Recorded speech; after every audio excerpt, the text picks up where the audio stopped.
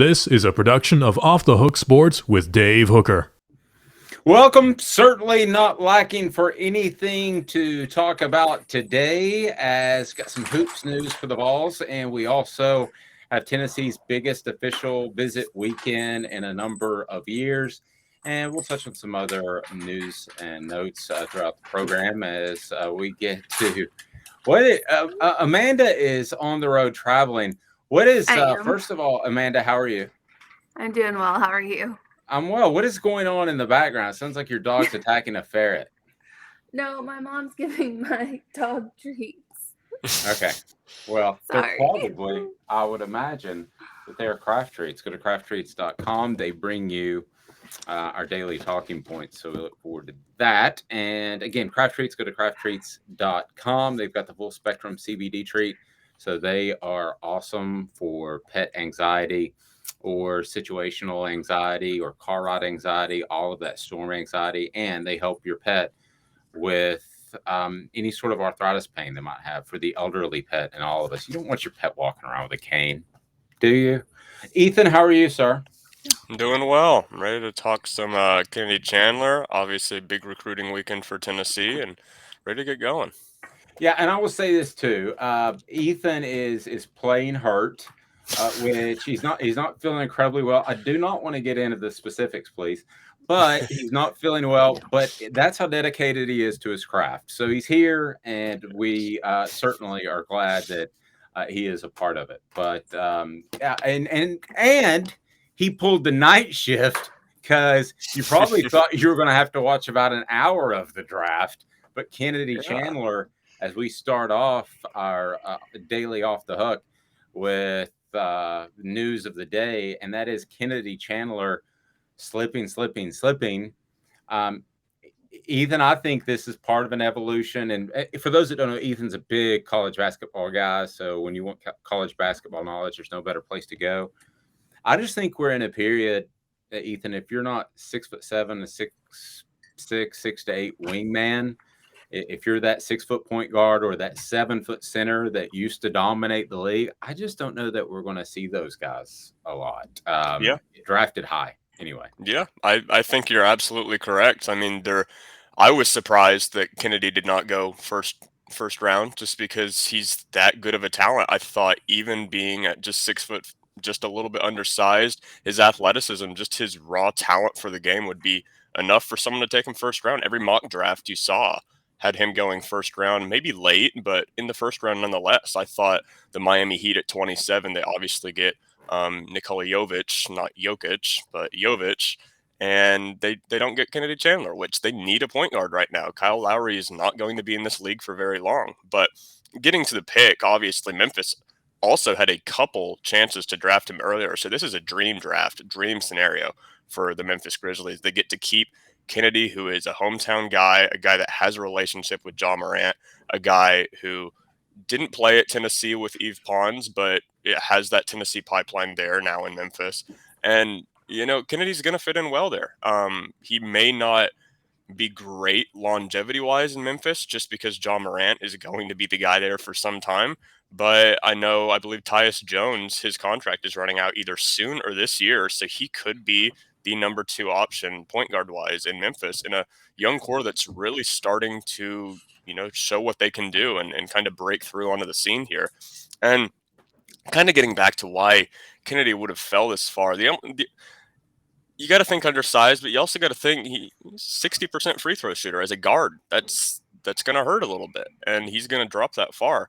Obviously, the Spurs were the ones that took him at 38. I was a little mistaken. I thought the Spurs kept him. I did not see the trade for some time, but they did obviously trade him to Memphis. A whole bunch of that going on last night. But it's overall, I'd say it's a pretty decent landing spot for Kennedy. Yeah, the trades in the NBA are absolutely insane. They're really hard to keep track of. So he does end up at Memphis. And again, that is a young team that's very, very exciting for the ones that flew under the radar. And then the guy that didn't fly under the radar was Arch Manning, who commits to Texas yesterday. Amanda, credit to Ethan, who called it. I thought Texas was a little bit in the trail position because Georgia was more of a known commodity. However, I see the Texas move. I think it's a business-like decision, just like his other family members made with Eli, with Peyton. Steve Sarkisian is a fantastic offensive mind. He's viewed that way in circles. Yeah. He had the alcohol issue that was very publicized. If he's beyond that, good for him. Texas is a great school. It makes a lot of sense from a business standpoint. What did you make of the decision? I think it was a good decision. I think it was better for, honestly, everyone involved in the SEC that no one has to face him for at least 2 years until Texas makes that move over, except for Alabama. We do, but that's okay. I think that with Sarkisian there, he's in a good position. Though I know everyone that's SEC, SEC, SEC. I mean, I guess everybody that's all aboard that is disappointed that they don't have to face him at Georgia now. I think it's pretty cool, and I've been told, I don't know this, but I've been told, don't be surprised if the Texas Oklahoma move gets moved up. Partly because both parties just want to make a clean break, kind of like a relationship. I don't know if that's going to happen, but can you imagine dating or being married to someone and say, "Hey, let's continue dating while I flirt with other people for 3 years, and let's see how that goes." Actually, I was told this time last year that if you remember, the news broke at SEC Media Days that they could go ahead and make this happen as soon as 2022, which would be this year. So that hasn't happened. It's probably not going to happen this year. Don't be surprised if it happens early. But yeah, Ethan, I mean, ultimately, Arch Manning was not going to go to Tennessee. And I believe that Nico Iamaleava, I'm getting better. Iamaleava, I believe firmly that he is a better fit. And I know that sounds weird, but I think they're both very mobile. I think Nico's a little bit more athletic. The ball really pops out of his hand. I think that he will. He's fine. Tennessee's fine. And if you would have told a Tennessee fan a couple of years ago that Arch Manning's going to go to Texas and not Tennessee, when Tennessee fans are just griping and fighting to get relevant again, Tennessee fans would have freaked out 2 years ago. Now it's like, who cares? Yeah, having a guy like Nico, you hit it on the head. Having a guy like Nico, really, I guess you can't be mad at it because you got a 5-star as well. Not all schools have 5 stars right now. Not all schools have very athletic, very good quarterbacks coming into their pipeline that'll be there for at least 2 years. And another note also for some Tennessee fans that maybe dissent from that opinion that are kind of complaining about it. Like you said, he's not really considering Tennessee right now. Number one, because they have Nico. Obviously, that happened soon, but he never would have come when Nico got there. There's no way they would have competed for that, and he really wasn't on the radar to begin with in the very first place. But for those Tennessee fans, Georgia and Alabama was the alternative here. So Texas is absolutely the right place. Like no one should be downing that if you're a Tennessee fan. You should be very happy he picked Texas because can you imagine a Manning jersey in red and black or crimson just dominating you every single year? That would get you would not like that. That would get old. The disdain for the Manning family already with the Peyton curse and everything else, that would just continue to grow if Arch went to Alabama or Georgia. Texas is a good place for him and for Tennessee fans, I think. Amanda, the other reason that it's a good fit is Tennessee's offense. They rush to the line. The offensive coordinator / head coach / Josh Heupel basically makes the call at the line, signals it in. So it's really just kind of automatic, like getting pitching advice or direction from the dugout. That is not what the Mannings have done under David Cutcliffe. What the Mannings have done, that's the Omaha. They have gone to the line with 2 plays. So that's what I guarantee you Sarkisian is going to run. So they won't be as hurried, but they'll come to the line, judge it, look at everything, and make a play call based off of that. All this started at Tennessee. It's called freeze play. So that is what I guarantee they're going to end up doing, and that will better prepare him for the NFL. As far as which one's going to be better in college, I got no idea. Beats me. I think he was right to go somewhere that wasn't Tennessee or Ole Miss, because I feel like the pressure on him is already so great. But also, if you go to Tennessee or you go to Ole Miss and you're not as good as your grandfather or your uncle at Ole Miss, you're not as good as your uncle at Tennessee. I mean, you have to wear that. You have the Manning name on the jersey. People expect greatness. I'm not saying he won't be great. He might be great, but he might not. So I feel like the pressure there is extreme. So I don't blame him for not wanting to go to either one of those schools. And I also don't blame him for not wanting to go to Alabama or to Georgia. Actually, I don't understand why he didn't pick Georgia, but I don't blame him for not wanting to go to Alabama, especially with Bryce Young and all that, if Bryce Young will even stay. Yep. Let's get to a poll question today, and it's brought to you by our friends at Vols Automotive. At Vols Automotive, they make car shopping easy. It's their mission to be the automotive home of drivers in the Knoxville area. They provide a vast selection of used vehicles, exceptional car care, and customer service with a smile. Our local dealership there at Vols keeps a great stock of used cars, trucks, and SUVs in inventory, which you can't find anywhere else. They do auto financing and they do car service and repair work. And the integrity is what sets them apart. They're on Callahan Drive, Vols Automotive. Ethan, I know it's your job to come up with a poll question, but I have one. Shocking. Yeah, you can shoot. Man, so shocking. Shocking. Captain Control Freak at it again. Okay. Go ahead. Well, all right. So Neyland Stadium's new capacity will be 101,915. That's according to a source from 24/7, confirmed by Mike Wilson. I don't know who reported it first. Him and Brent Hubbs. I think Brent Hubbs was big on it also. But well, I know, but it really doesn't matter anymore. Yeah. It's totally different. Like if I'd have broke something like that in newspaper days for social media, you sit on it for 24 hours. You feel like you just won the Super Bowl. Nowadays, it's like, who knows? But I think Mike Wilson first reported, but it doesn't matter. So what do y'all think of the poll question of, do you care if Tennessee seats over 100,000 or not? Because Amanda's probably just old enough to remember this. I'm really old enough to remember this. Michigan and Tennessee would go back and forth like every year and squeeze the seats together or add a few more seats or do something, and they would continue retopping each other. And I think at one point Tennessee was the last leader. I can't remember, but it was something like 108,000. Was it 108? Okay. It was 108. But it was totally uncomfortable for everybody.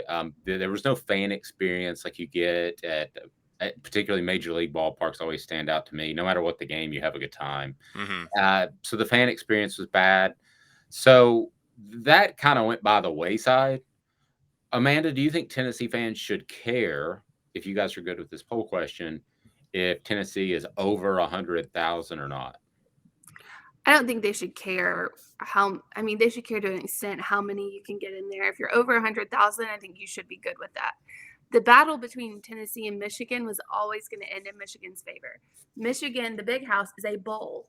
It is a bowl. Yeah. It goes down into the ground, and they could build out. I mean, they could literally build out to 200,000 if they wanted to. Would it be a great experience? Probably not. But I've been to the Big House a few times, and I mean, they have almost unlimited space to build out because it goes into the ground. It's a bowl. And if you walk up to the stadium, it literally looks like it's maybe 10 stories high, and that's it. It would be like the battle for Bristol when Tennessee and Virginia Tech played. And basically I drove 2.5 hours counting traffic to watch TV because the press box was so far away that I couldn't see anything on the field. I mean, it was that way for everybody in the stands. Like they just watched the giant Jumbotron thing because no one could see anything. It's Bristol, it's the infield, it's far away. Like you can't see anything. I actually broke that story in like 2005 that Bruton Smith wanted to do that. And I remember Mike Hamilton, the AD, calling me and saying, "Did he really say that?" And I said, "Well, I wouldn't have written it if he didn't say it." And he said, "Well, I'm just trying to do the math. Can you help me here? I mean, how in the world is he going to pay each school $20 million?" I'm like, "I'm not sure." Well, Bruton didn't understand the TV rights. He's not able to pay that out. And he thought he could he goes, and Mike was like, "Just do the math. $200 a ticket. I mean, how are we getting to each team gets 20 million?" I said, "Well, I'm driving, but I'm sure you've done the math." And he goes, "I have. It's this number. It's not going to make it." So, but ended up they made it happen, and I was a huge advocate of it, and it was a bad idea. It's a terrible idea. I couldn't see anything. Horrible. Horrible. I will admit when I'm wrong. Any NASCAR fan could have told you that it was going to be horrible. Like anybody. I covered NASCAR at the time too. How did you not know that was a bad idea? I just thought it was cool factor. Also, walking out of the stadium. Oh, and they had no idea how to handle the parking and how to handle getting out of there. It was a 3-hour sit in your parking space, and sprained my ankle stepping off a curb. But that's a whole nother issue for an unathletic Dave. But yeah, so 100,000. Do you care? One way or another. What if we phrase it, Ethan? Help me mold. Oh, I've already posted it. Okay, it's up.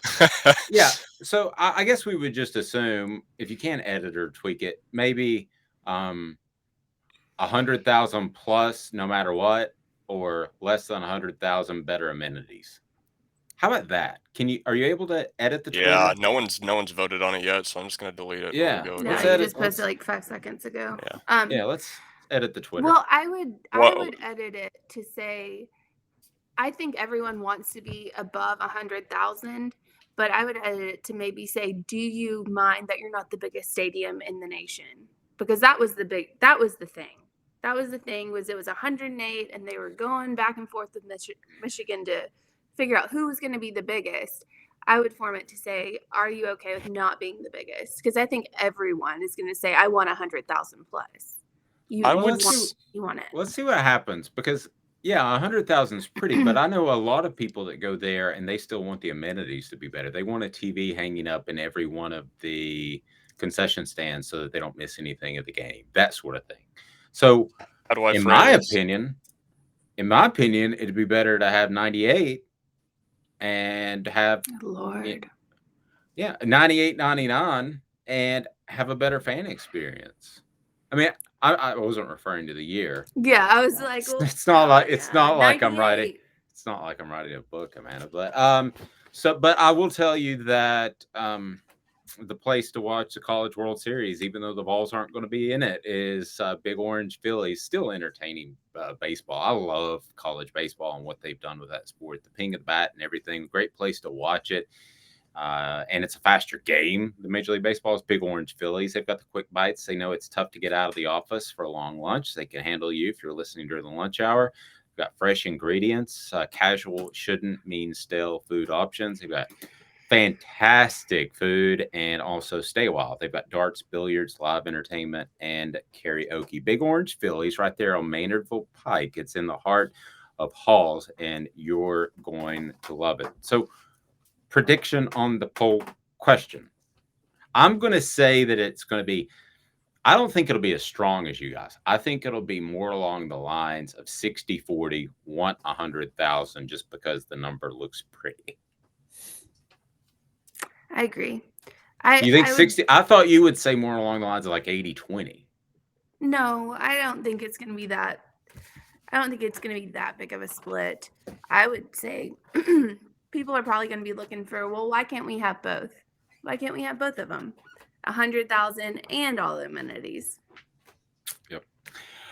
Remind you that you need to set your notifications on Twitter, Facebook, Spotify, Apple, wherever you get your audio and video content. Please don't forget that, because we will have sneak peeks of videos early in the week that we distribute later in the week. But if you subscribe to YouTube and set your notifications on, then you will have that sneak peek. And set your notifications on. All kinds of piece of audio. If you're a fan of a podcast, we've got separated interviews with Ben Joyce up. We'll have separated interviews with Greg Biggins talking about this upcoming recruiting weekend. So just an awful lot going on. You're talking about 2 or 3 pieces of content just on Spotify or Apple a day, 5 or 6 pieces of content that come from the site offthehooksports.com. So we certainly want you to check it out. I'm trying to be a little unique here with players. And we also have Chris Landry, who I think is absolutely fantastic. And he is going to join us next. We're going to break down Tennessee's official visitors, excuse me, what he thinks of them. And Chris has his ear to the ground and in coaching circles, and he can give us a pretty strong idea where Tennessee stands in the recruitment of them. So we get an evaluation and we get a little insight as to where they may be leaning. She is Amanda LaFrada. He's Ethan Stone. I'm Dave Hooker. Back in 2 minutes with Chris Landry of LandryFootball.com. To own the more that owns every job, then get to Vassy Lawn and Garden in Cleveland and get you a Toro. I'm David Vassy, here to talk to you about Toro. With a Toro Zero Turn, you'll get more out of every minute and you'll reach the finish line faster. At Vassy's, we like to say, no matter if you're mowing 3 acres a week or 11 lawns a day, homeowners and business owners alike find confidence in equipment they can trust from top to bottom. Vassy Lawn and Garden, Highway 60 North in Cleveland. Man alive, it's worth the drive.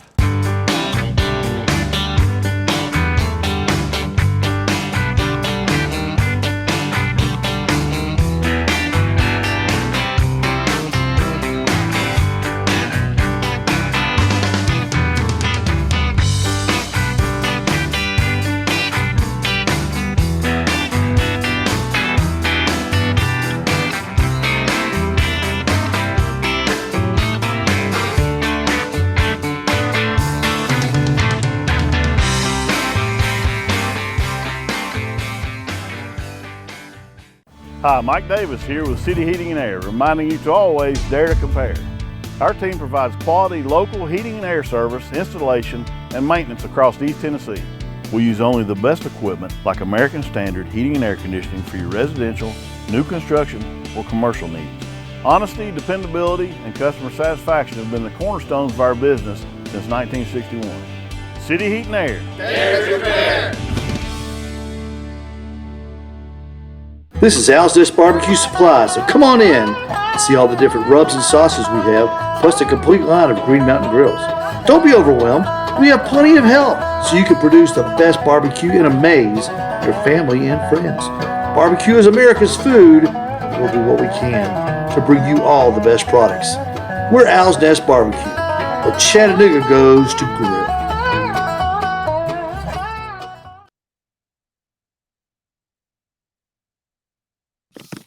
There we go. That was that Al's Nest Barbecue right there, joined by our very special guest, Chris Landry now. And Chris Landry of LandryFootball.com. If you want to know more about football than all of your friends, I'm telling you, I am preaching to you. Go to LandryFootball.com.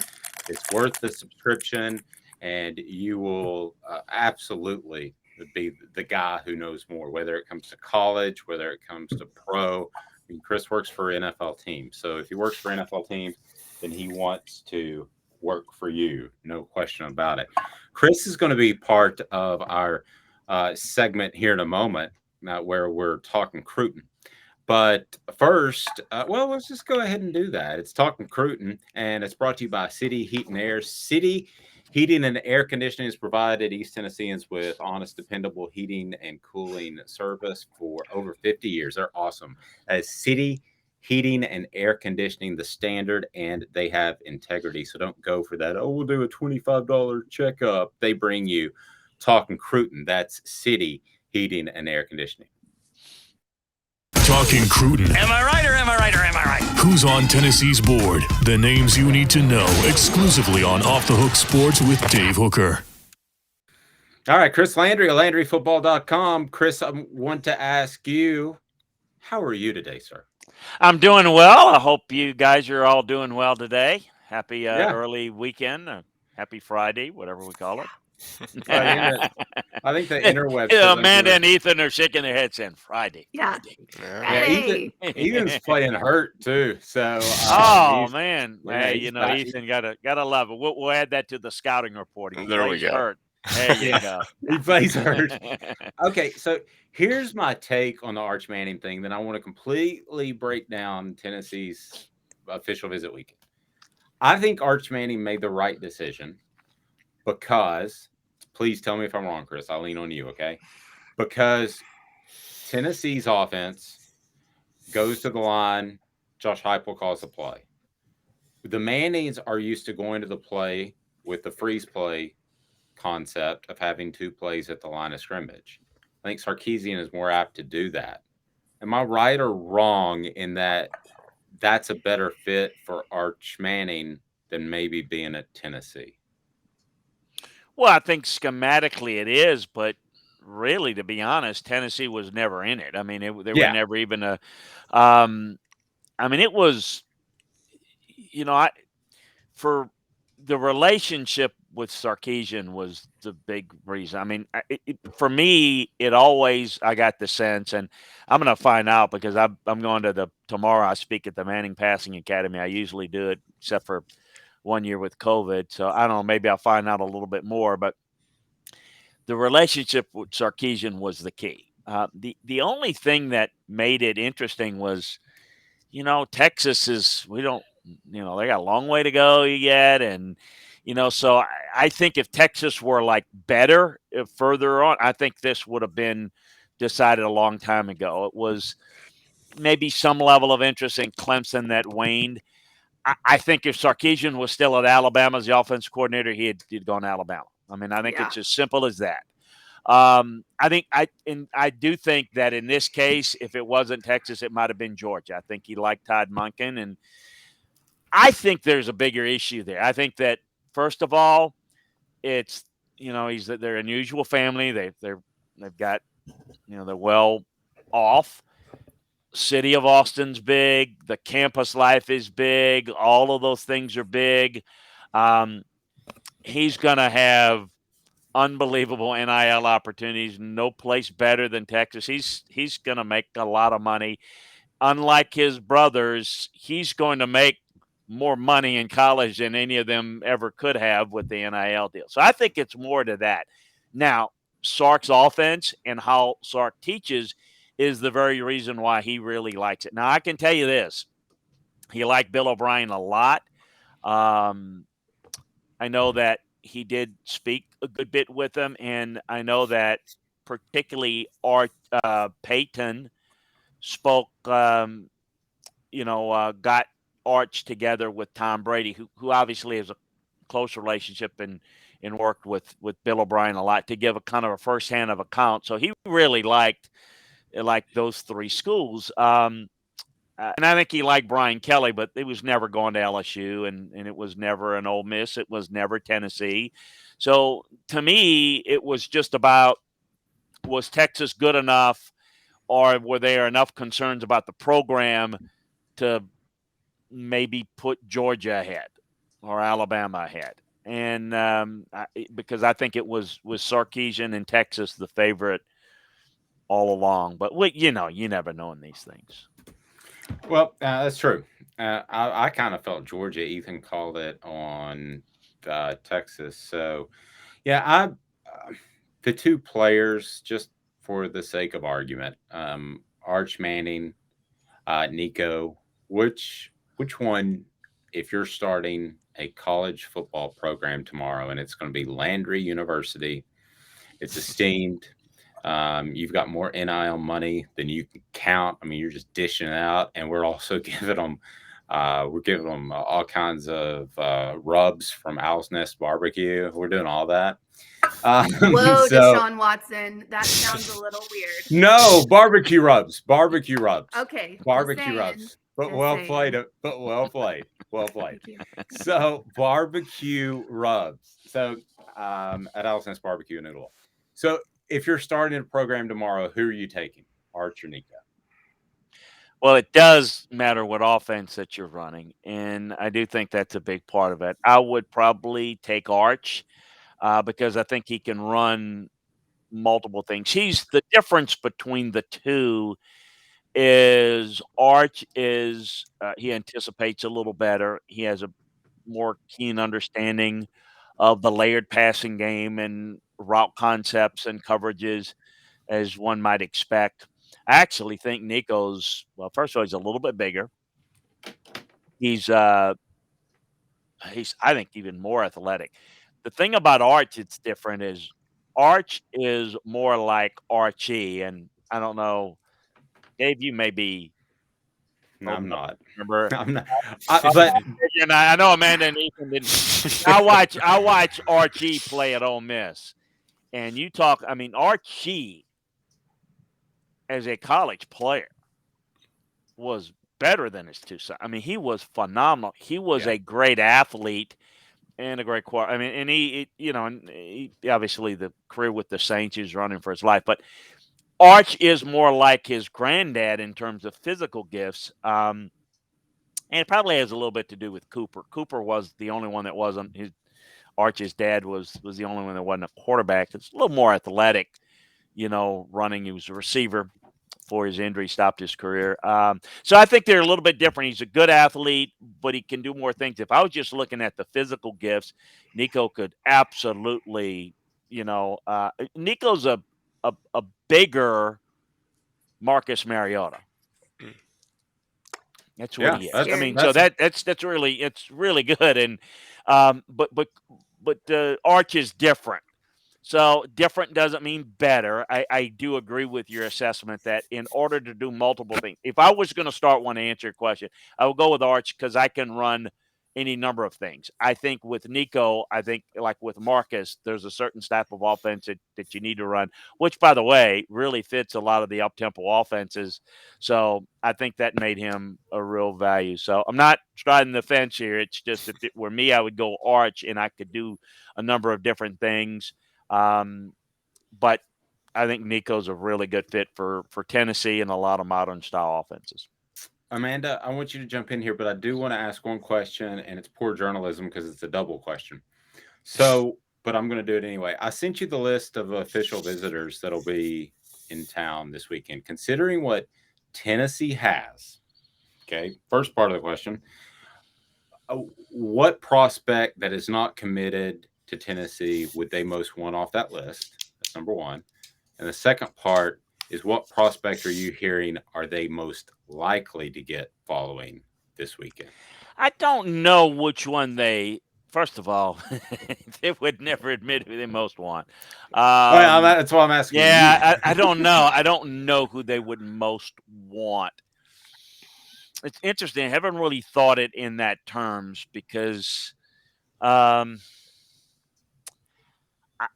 would say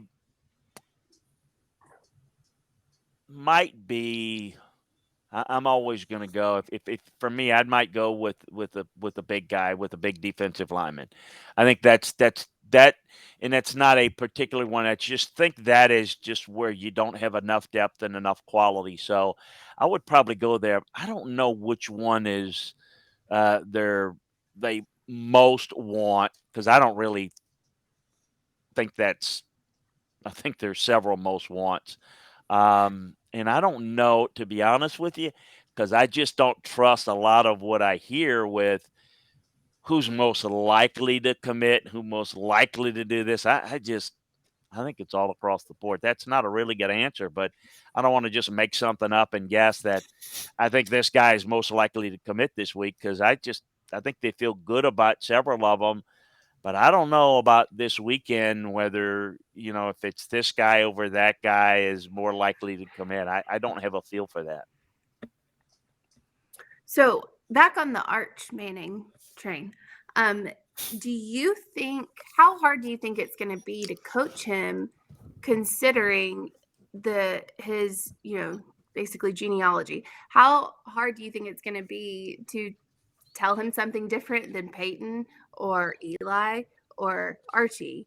I mean, as a coach, that seems like a really big task.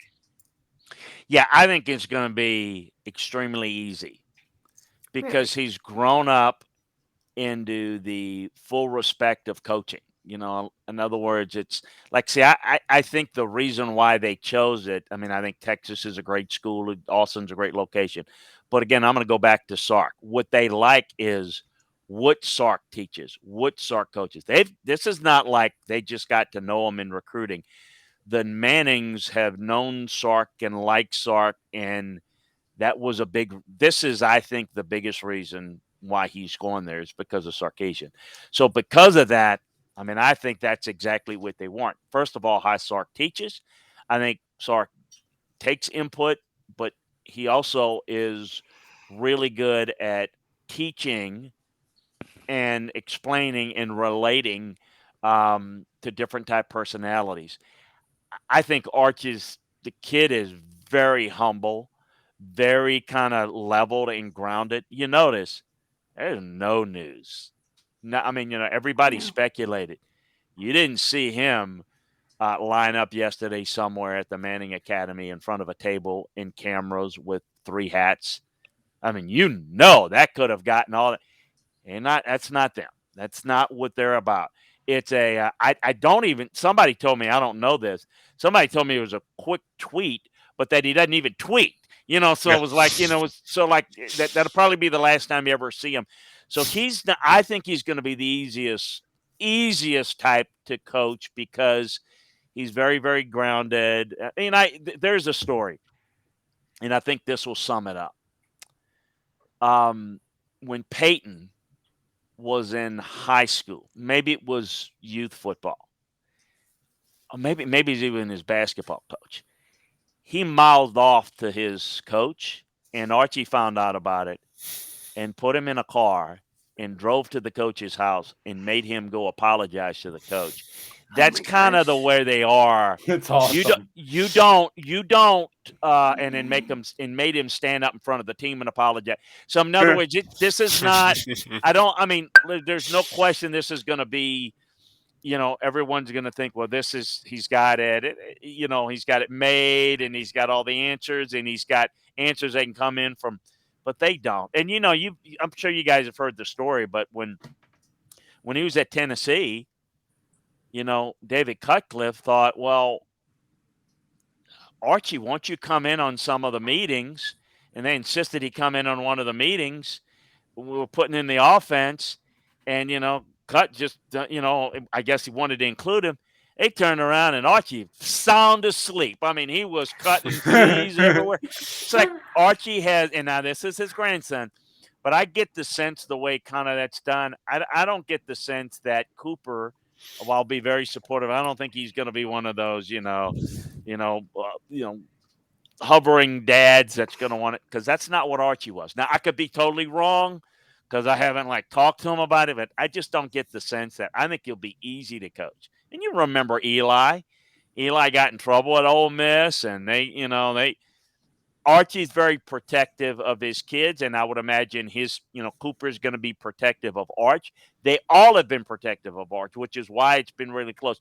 I don't think you're going to hear a peep. I mean, I think he's going to have to do media interviews because that's what you're required to do. But I think he's going to want to be the guy that's just be a leader and all of that, but he wants to be the ultimate teammate. I think, unless I'm reading it wrong, unless I don't know the family as good as I think I do, I think he'll be the easiest, most coachable guy you will ever find because of the fact that if he steps out of line, he's got a dad, 2 uncles, and a grandfather that would, if they need to, would say, that's not really how you're supposed to do it. Whereas others maybe go into the whole status thing. This kid's grown up with a silver spoon and with the spotlight. People who do that tend to want to get out of the spotlight, and I think that's what you're going to see personally. Yeah, with Archie Manning, I think people need to realize, and this is going to sound like some sort of criticism, but it's not. With the Mannings, most everything is pretty orchestrated.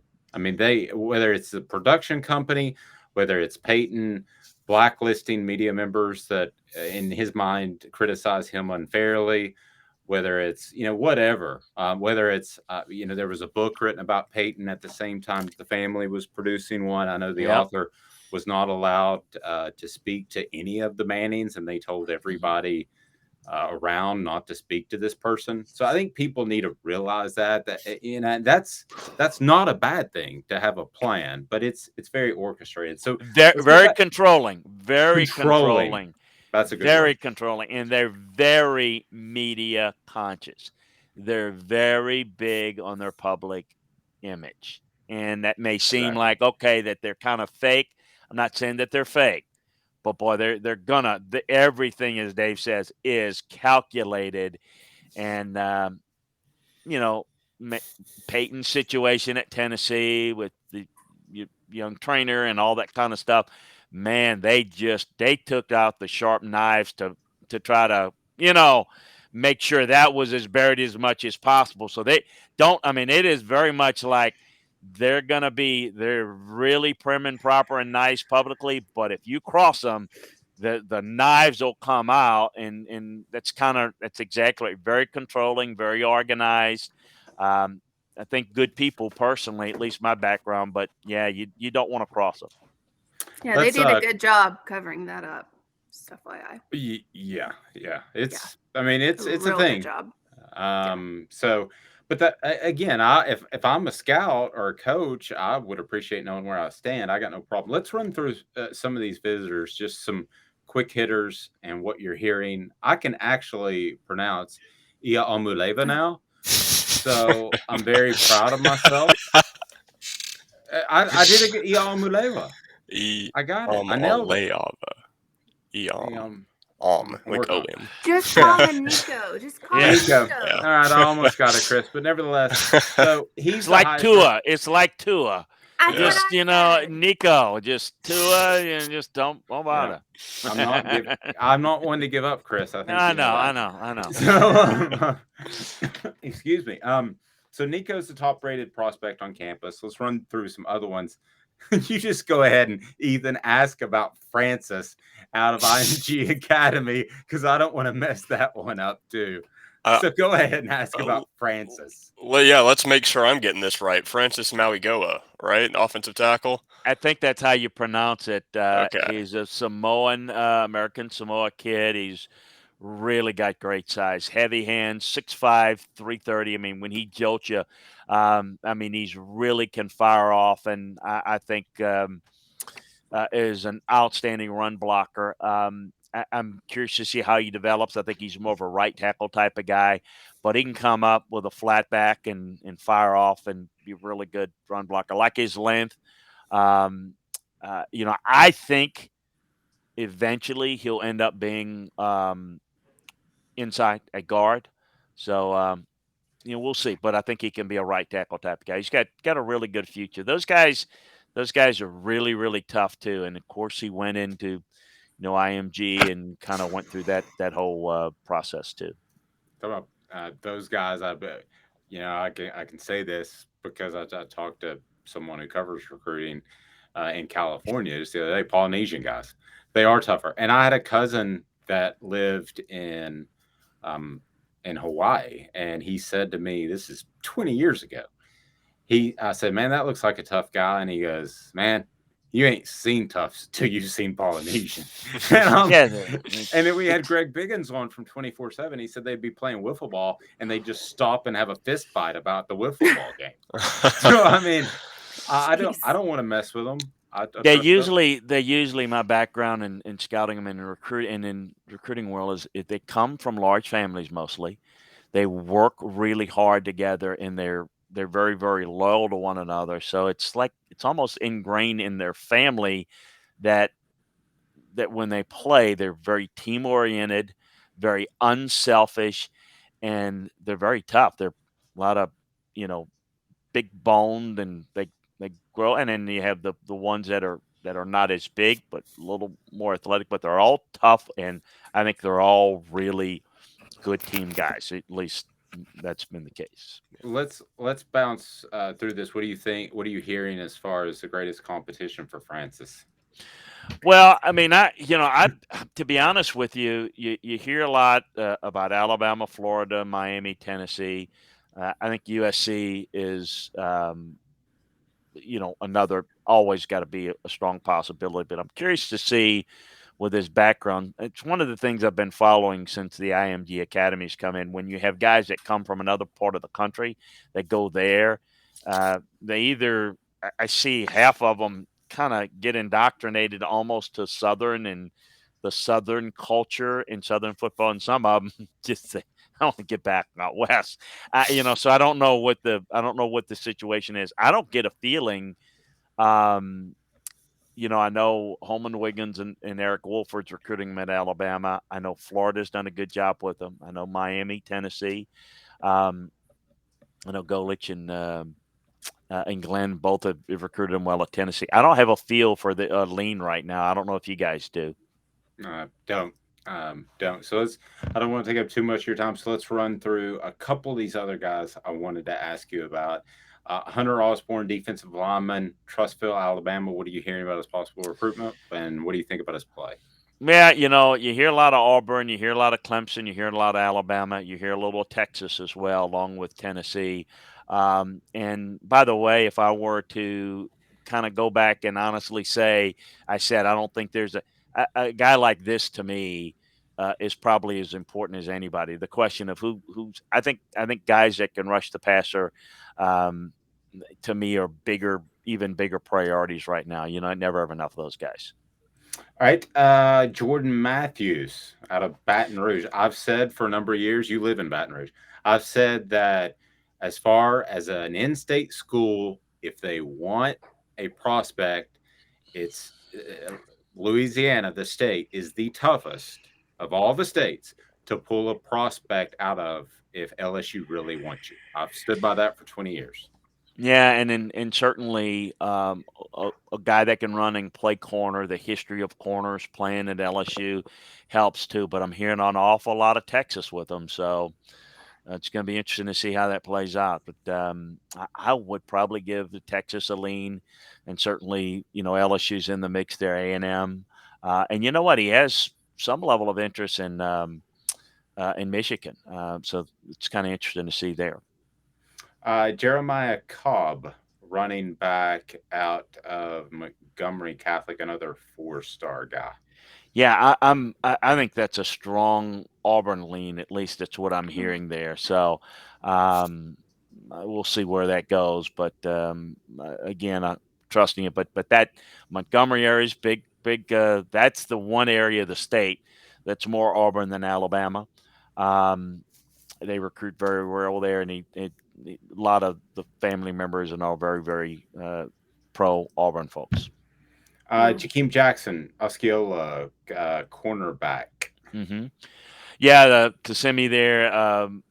Auburn's in it as well. I know that Tennessee, Alabama, Kentucky is they've got some interest there, but and in Penn State, but I don't see a strong lean there anywhere. I don't know how I would forecast it there. I would probably go with Auburn, Tennessee, and Alabama, but I don't know. That could be one that could end up at a Penn State. They've done a pretty good job of going in there and getting good skill position guys on defense. So we know I struggle with Polynesian names. How about Nordic names? Shamarad Umarov. That one's pretty simple. I mean, out of Alpharetta now via Denmark. Yeah. No. I don't get a sense of who's the favorite, but that's one of those that you gotta. I feel and I felt like Georgia's. Remember that Matt Luke was the guy that really had a good relationship with him. I think Brad Davis is doing a good job with them, the assistant coach, offensive line coach at LSU. I think those are the guys, but I think Tennessee's definitely in the mix. I would say that Tennessee, LSU, Georgia. I tell you who's doing a good job recruiting him. It's Mel Tucker at Michigan State. I still think he stays in the SEC. Certainly if Georgia wants him, LSU wants him, Tennessee wants him, I think it's one of those three. But I don't have a lean. If I had to, I would probably say Georgia lean if they want and got room for them, and I think they do. Chris Landry's appearance today is brought to you by Craft Treats, who sponsors his edition of Chalk Talk once a week. Also brought to you by Owl's Nest Barbecue, where they have the best rubs in the land. And also, don't think that way, Amanda, they also have great smokers. You go with your Deshaun Watson thing again. You didn't Made say me it that feel, way. I got to go take a shower. I feel dirty. So, and also brought to you by Midnight Oil there in Ooltewah. Steve Ray's Midnight Oil Service and Tire Direct in Ooltewah, the first choice in tires, auto repair, and regular vehicle maintenance, such as oil changes, wheel alignments, and brake repair. Always keeping customers happy, and soon to be the mattress place. So we're looking forward to that. Thank you, Steve. And I will tell you more about the mattress place as we move on. So Chris is a hot commodity. Blessed to work with him, and I hope you have a fantastic day. I can't tell you the amount of knowledge you bring to our website and to our podcast, and it means the world to work with you. I've been a huge fan for a long, long time, and we're actually in a good spot thanks to fan response. Way better than I dreamed, and you're a big part of that. So I want to take a moment. You're very nice to say that. It's a pleasure and an honor to be on with you guys, and I hope you enjoy the weekend, and I hope it's not as hot as it is here. We're having record, like, no rain, record heat here, which is, it's always hot here in South Louisiana, but it's like, it's just ridiculous. So hope you're not dealing with that. As I go to the Manning Passing Academy, and I'm thinking, I just got to give a little speech, but I'm thinking be coaching, because I used to do a lot of camp coaching.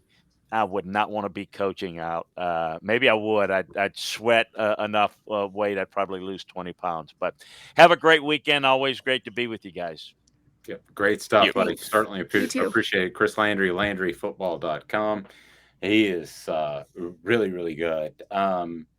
So the info there, and I think we kind of danced around it a little bit, but as far as the guys coming in, I think Hunter Osborne, if Tennessee could snap their fingers, and this is just me on the outside looking in. Okay, I'll tell you when I'm sourcing something and talking news, but I think on the outside looking in, you'd want that Hunter Osborne more than anybody that's in this weekend. Ethan, am I wrong?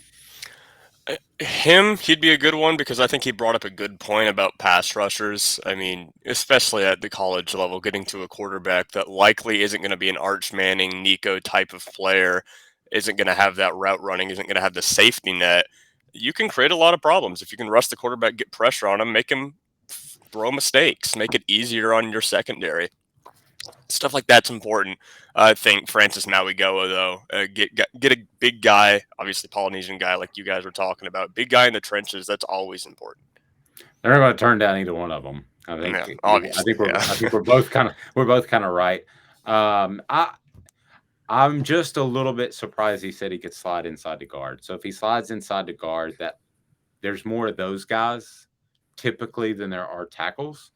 So that to me would put Osborne, just in my opinion, as the most coveted prospect that's going to be in town that's not already committed. And we didn't really even mention Tamarian Parker. He's committed to Penn State, but he's from Alabama. So he's coming in on Saturday, so we'll see what happens. All right, our poll question, where do we stand on that? It was restate that if you can, Ethan, and let us know where we be there. Yeah, as of right now, it's 75-25 for yes. They do care whether or not.